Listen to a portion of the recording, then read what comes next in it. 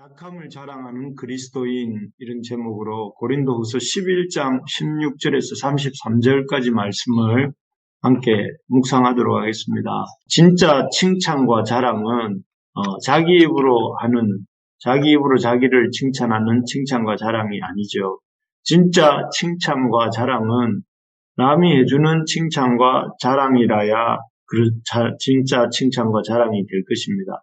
그런데 오늘 본문에서 바울은 자기 스스로 자기를 자랑하고 칭찬을 합니다. 왜 바울은 자기 스스로 자기 입으로 자기를 칭찬하고 또 자랑하는 것일까요? 그 이유는 먼저 고린도 교회 안에 있는 거짓 선생들의 자기 자랑 때문이었습니다. 계속해서 말씀드리지만 거짓 선생들은 자신들이 예루살렘 출신으로서 예루살렘 교회의 추천서를 받았고 또 은변에도 능하고 또 그래서 정당하게 생활비를 이 고린도 교인들에게 청구하는 진짜 사역자다라고 이렇게 자랑했습니다. 그러면서 바울은 추천서도 없고 은변도 부족하고 또 생활비를 요구할 수도 없는 가짜 사도라고 이렇게 거짓말을 했습니다.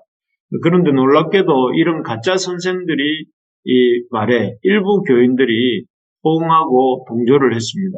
그래서 자신들에게 복음을 전해주고 또 자신들을 신앙 안에서 양육하여 준 바울을 가짜 사도로 동의하면서 반면에 자신들을 위해 아무것도 한 적이 없는 그저 바울이 없는 사이에 들어와서 바울을 모함하고 추천장을 자랑하면서 담대하게 생활비나 요구하는 그런 거짓 선생들이야말로 진짜 사도라고 받아들이고 있었습니다.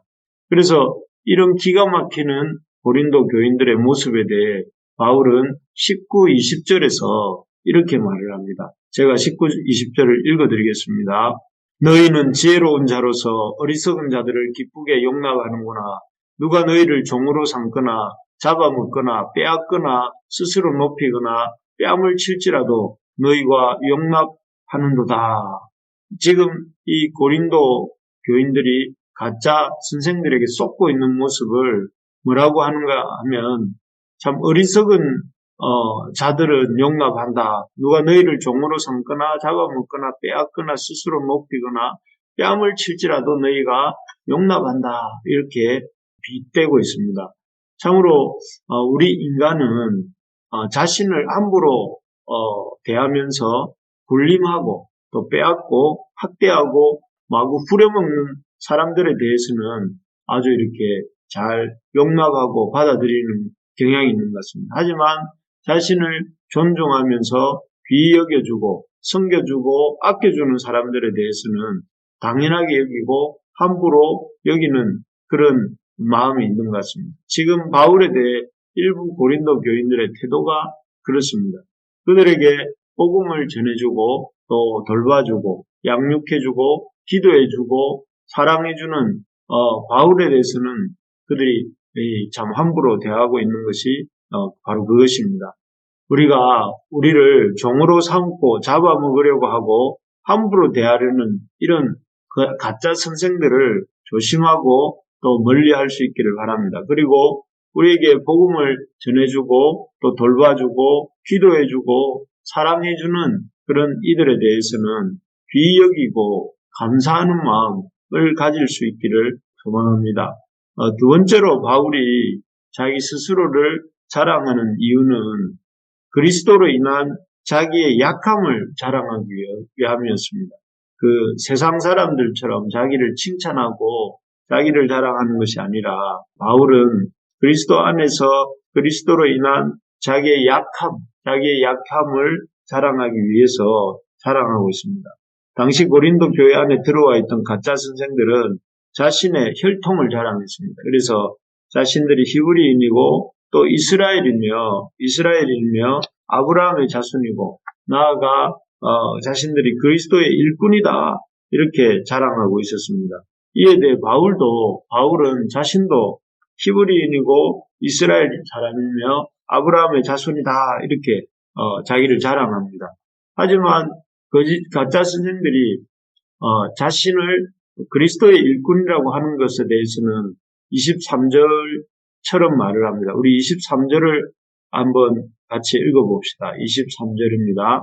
그들이 그리스도의 일꾼이냐 정신없는 말을 하거니와 나는 더욱 그러하도다. 내가 수고를 넘치도록 하고 옥에 갇히기도 더 많이 하고 매도 수없이 맞고 여러 번 죽을 뻔하였으니. 여기에 보니까 바울이 그런 자기를 그리스도의 일꾼이라고 말하는 고린도 교회 안에 있는 가짜 선생들에 대해서 정신없는 말을 하고 있다라고 이렇게 말합니다. 왜 이들을 가리켜서 그리스도 일꾼이라고 말하는 그 가짜 선생들에 대해서 정신없는 말이라고 했을까요? 물론 가짜이면서 그렇게 주장하니까 정신없는 말을 한다 이렇게 말을 했겠죠. 그런데 또 곰곰이 생각해 보면 그리스도의 일꾼이 되고 안 되고는 하나님께서 인정해 주셔야 할 수 있는 말인데 스스로를 가리켜서 마치 하나님이 자신들을 그리스도의 일꾼이라고 말한 것처럼 스스로가 스스로를 그리스도의 일꾼이다 이렇게 말을 할 때에 정신없는 말이다 이렇게 바울은 말을 하고 있는 것입니다. 게다가 이 그리스도의 일꾼이 되려면 하나님께서 인정하실 뿐만 아니라 그리스도께서도 인정하시는 일꾼이 되어야 되는데 그리스도께서 인정하시는 일꾼은 어떤 모습입니까? 어떤 자신의 잘남이 아니라 그리스도로 인한 자신의 약함을 자랑하는 일꾼, 그런 일꾼을 예수님께서는 그리스도의 일꾼이다 이렇게 말씀하십니다. 지금 참 그런 가짜 선생들처럼 자신의 약함이 아니라 자신이 잘났다고 자랑하는 그런 사람들은 결코 그리스도의 일꾼이 될 수 없고 정신없는 사람이다 이런 뜻입니다. 일찍이 예수님께서 말씀하시기를 예수님은 이 땅에 성계는 자로 오셨다고 말씀하셨습니다. 그리고 또 자기 목숨을 많은 사람의 대속물로 주려 하신다 이렇게 말씀하셨어요. 그래서 자기를 따르고자 하는 자는 자기와 같이 낮아져서 섬기고 또 죽기까지 순종해야 한다 이렇게 말씀하지 않았습니까? 그래서 참 그런 사람, 그리스도의 일꾼이라는 사람은 그리스도의 그 말씀을 드러내고 또 그리스도처럼 자신의 낮아짐과 섬김을 자랑하는 자여야 된다 하는 것이죠. 바울은 그래서 자신의 약함을 그리스도로 인한 자신의 약함, 자신의 고난받은 것들에 대해서 길게 얘기를 합니다. 여기 23절부터 27절까지 말씀인데 제가 한번 읽어드리겠습니다. 그들이 그리스도의 일꾼이냐 정신없는 말을 하거니와 나는 더욱 그러하도다. 내가 수고를 넘치도록 하고 옥에 갇히기도 더 많이 하고 매도 수없이 맞고 여러 번 죽을 뻔하였으니 유대인들에게 40에서 강한 매를 5번 맞았으며 3번 태장으로 맞고 1번 돌로 맞고 3번 파선하고 일주야를 깊은 바다에서 지냈으며 여러 번 여행하면서 강의 위험과 강도의 위험과 동족의 위험과 이방인의 위험과 신의 위험과 광야의 위험과 바다의 위험과 거짓 형제 중에 위험을 당하고 또 수고하며 애쓰고 여러 번 자지 못하고 줄이며 목마르고 여러 번 굶고 춥고 헐벗었노라. 정말 그렇습니다. 이런 바울의 고백을 읽어보면 참 그리스도로 인한 그리스도의 일꾼이구나 하는 생각을 하게 됩니다. 요즘은 교회 안에서 요즘도 이 고린도 교회 안에서와 그래 마찬가지로 교회 안에서 자신의 잘남을 자랑하는 거짓 선생들이 참 많은 것 같습니다. 자신의 학벌이 어떻고 신앙 경력이 어떻고 자기 언변이 어떻고 하면서 그런 것들을 자랑하고 추정하는 사람들이 많은 것 같습니다. 그래서 참 저분은 참 말씀이 좋아. 저분은 또 참 무엇이 좋아. 저분은 또 이런 특징이 있어. 이러면서 그런 사람들을 이렇게 그런 자랑을 하는 사람들을 추종하는 사람들이 많은 것 같습니다. 그래서 참 그런 이 선생들에 비해서 주님을 위해 살려고 하다가 어려움을 겪거나 또 고난을 받거나 또 육체의 고통 가운데 있거나 이렇게 말하는 사람들은 멀리하게 되고 또 기피하는 것 같습니다. 하지만 우리가 자랑해야 할 것은 이런 세상적인 이런 자랑이 아니라 주님으로 인한 낮아짐이다 하는 것을 기억해야 하겠습니다. 우리가 더욱더 주님으로 인해 낮아지는 것을 기뻐하고 또 낮아져서 섬기는 것을 자랑하고 또 그렇게 낮아져서 섬기고 기도해주는 우리를 위해서 수고하는 그런 수고하는 사람들을 귀히 여길 줄 아는 우리 모두가 될 수 있기를 간절히 소망합니다.